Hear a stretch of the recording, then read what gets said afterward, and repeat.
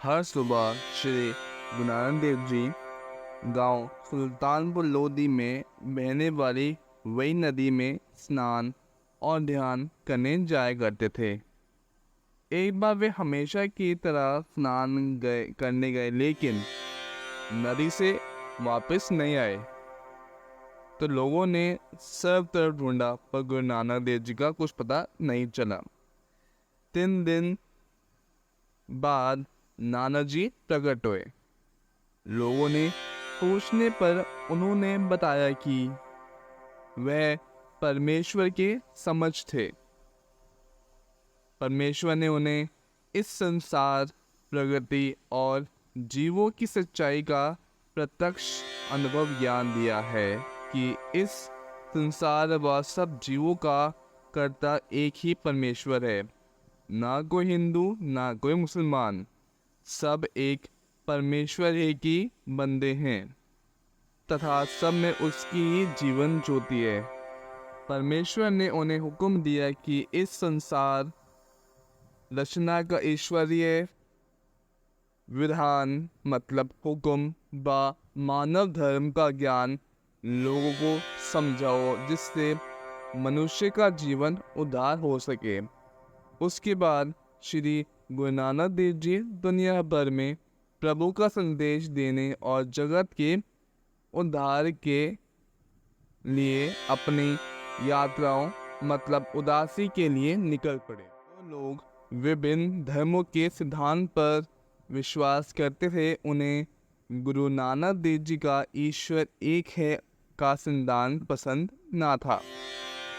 काजी ने नवाब को भड़काया कि गुरु नानक देव जी लोगों को गुमराह कर रहे हैं।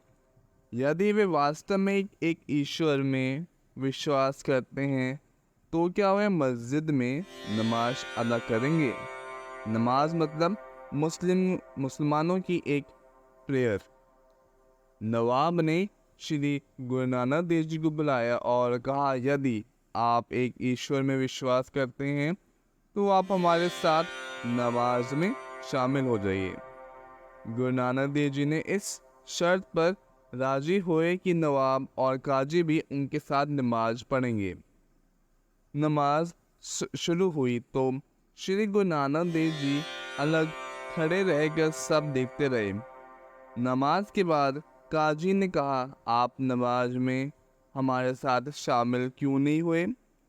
सबके दिलों की जानने वाले श्री गुरु नानक देव जी ने जवाब दिया, मैं नमाज में किसका साथ देता? आप तो खुद ही नमाज में मौजूद नहीं थे। आपका तो मन घर में नए जन्मे बछड़े की चिंता में लगा हुआ था।